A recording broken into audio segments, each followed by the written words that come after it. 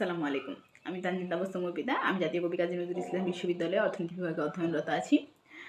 আজ আমি এখানে দাঁড়িয়ে আমার অর্জনের কথা বলতে চাই। আর তার চেয়েও বেশি একজন মানুষের প্রতি আমার গভীর কৃতজ্ঞতা প্রকাশ করতে চাই। আমার ভর্তি পরীক্ষার ফলাফলের দিকে যদি তাকাই, ঢাবিতে আমি 2243 তম স্থান অর্জন করেছিলাম। রাজশাহীতে 328তম, চবিতে 1857তম, গুচ্ছতে 2766তম।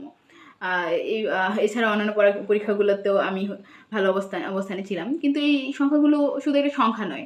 এই অর্জনের পেছনে একজন মানুষের নিরলস পরিশ্রম, দিক নির্দেশনা এবং বিশ্বাস ছিল। আর সেই মানুষটি হচ্ছে যে আমার প্রিয় মাসুদ স্যার। এই সময়ে আমরা অনেকে হচ্ছে যে এইচএসসি শেষ করে এক ধরনের ইঁদুরের দৌড়ে নেমে যাই। ঢাকা বা বড়, বড় শহরের কোচিং সেন্টারের দিকে ছুটে যাই। কিন্তু আমার ক্ষেত্রে গল্পটা ছিল কিছুটা ভিন্ন। আমি সেই দৌড়ে অংশগ্রহণ করিনি। আমি একজন মানুষকে বিশ্বাস করে আসলে আমার স্যারকে বিশ্বাস করে আমি থেকে গিয়েছিলাম। স্যার সবসময় আমার পাশে ছিলেন, আমাকে সঠিক পথ দেখিয়েছেন।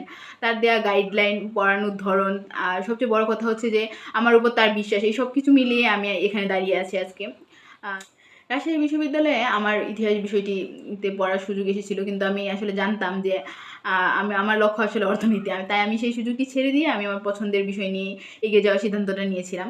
তবে আজ আমি যেখানে আছি, যতটুকু অর্জন করেছি, তার প্রতিটি ধাপে স্যারের অবদান রয়েছে। আমার এই পথ চলার স্যার শুধু একজন শিক্ষক নন, একজন পথ প্রদর্শক, একজন অনুপ্রেরণা।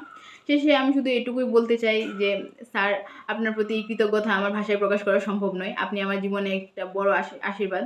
ধন্যবাদ স্যার। দোয়া রাখবেন, ভালো থাকবেন।